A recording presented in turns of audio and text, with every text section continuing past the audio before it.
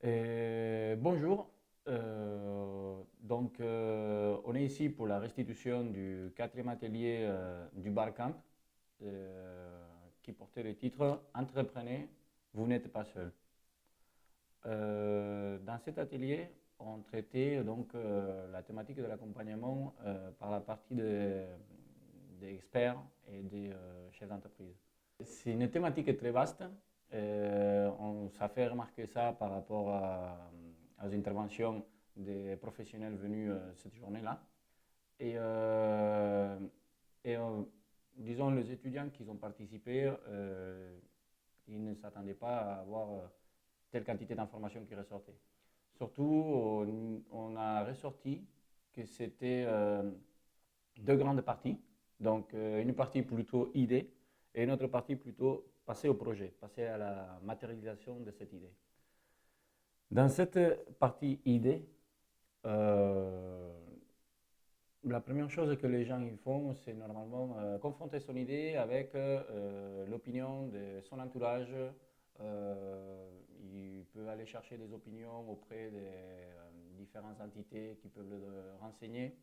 Et en même temps aussi, aujourd'hui, on a beaucoup d'avantages que c'est Internet et dans lequel on peut trouver pas mal d'informations, autant par des réseaux sociaux que par des informations des sites web officiels des différentes entités. Une fois qu'on a réalisé cette partie de confrontation, contraste avec les opinions des autres, la situation idéale, ce serait de la création d'un business plan, d'analyser, de faire des études de marché, étudier l'environnement de l'entreprise qu'on va créer et savoir donc un peu à quoi on va se confronter dans la vie réelle, qu'est-ce qu'on va trouver sur le terrain et voir comment on va déployer ces idées dans la réalité. Quelque chose qui est important dans l'idée, dans cette phase de l'idée, c'est trouver une identité, un nom pour l'entreprise. Ça va être quelque chose qui va articuler un peu la suite du projet. Et bien sûr, il faut parler du financement. Mais cette partie, ça fera plutôt objet d'étude dans la deuxième partie, donc le passage au projet, donc matérialisation de cette idée. Le grand ennemi de cette phase d'idée, c'est surtout soit qu'on a eu trop de confrontations avec un entourage ou des renseignements qui sont très contraires, mais aussi un grand problème, ça pourrait être l'isolement. Isolement, ça veut dire que la personne, elle n'a pas eu des aides pour sortir de ces blocages, disons, pour rester toujours avec la peur de pouvoir matérialiser son idée.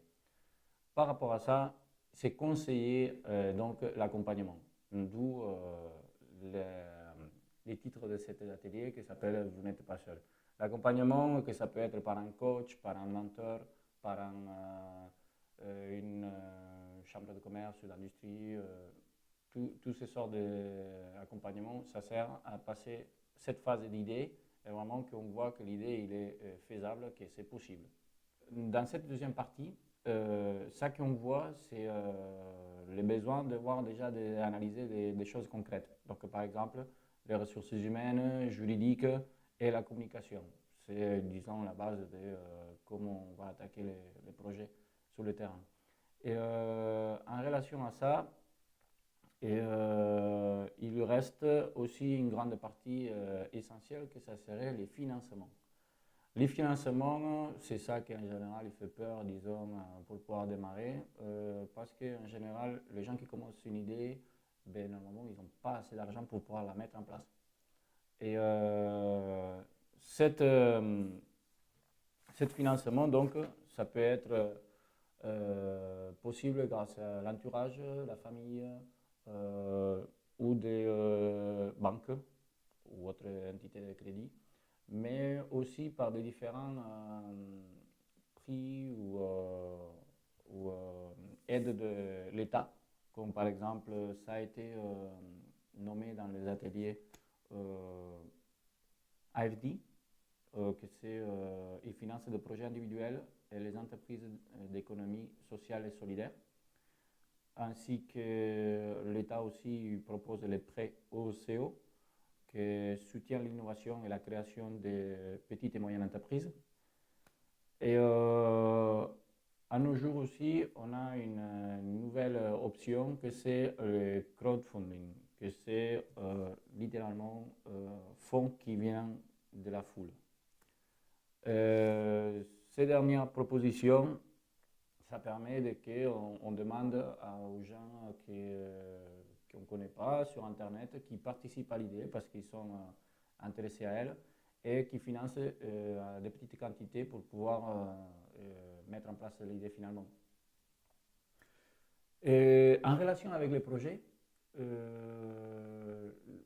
ne faut pas, disons, faire une idée à trop court terme. Bien sûr, il faut voir déjà que cela il donne des bénéfices au plus tôt possible parce que c'est une entreprise, c'est fait pour. Mais disons qu'il faudrait imaginer cela pour 3 à 5 ans que ça commence à fonctionner correctement. Encore une fois, le problème c'est que la création il porte des risques. Et donc ces risques, ben, si on veut le mesurer, une des meilleures possibilités c'est être accompagné. Encore une fois, si on veut limiter les risques, si on veut avoir des risques mesurés, c'est l'accompagnement, ça serait une solution importante.